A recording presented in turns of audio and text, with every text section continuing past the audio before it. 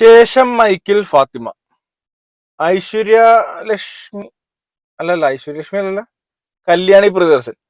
കല്യാണി പ്രിയദർശനെ പോലത്തെ ഒരു വലിയൊരു കാസ്റ്റ് ഒക്കെ കിട്ടിയിട്ട് പടം വേണ്ട പോലെ ഉപയോഗിച്ചില്ല. ഒരു ഫീമെയിൽ ഹീറോയിക് ക്യാരക്ടർ ആയിരുന്നു അത്. ഒരു എന്താ പറയാ, ലേഡി നയൻതാരയൊക്കെ ചെയ്യുന്ന പോലത്തെ ഒരു മൂവിയാണ് ശരിക്കും പറഞ്ഞാൽ. ടൈറ്റിൽ തന്നെ ഒരു ലീഡ് റോളിനെ കുറിച്ചാണ് കാണിച്ചേക്കണത്, ശേഷം മൈക്കിൾ ഫാത്തിമ.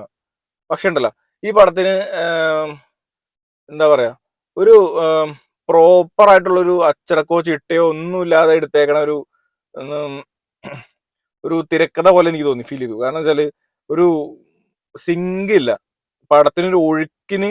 ആ ഒഴുക്ക് വല്ലാതെ ബാധിക്കണ്ട പടത്തിന്.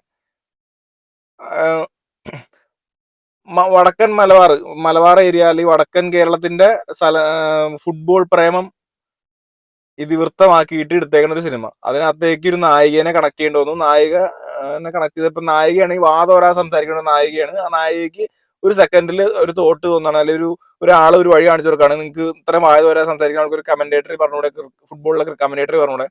ആ ഫുട്ബോളിലെ കമന്റേറ്ററി വെച്ചിട്ട് അവര് പിന്നെ അവൾ ഒരുപാട് സ്വപ്നം കാണുന്നു. ആ സ്വപ്നങ്ങൾ എന്താ പറയാ, വലിയ വലിയ സ്വപ്നങ്ങളാണെന്ന് നമ്മളെ ബോധിപ്പിക്കാൻ വേണ്ടി എന്തൊക്കെയോ കോപ്രായങ്ങൾ കാണിക്കുന്നു. ആ വലിയ വലിയ സ്വപ്നങ്ങളിലേക്ക് അറ്റ് ലാസ്റ്റ് അവൾ എത്തിച്ചേരുന്നു.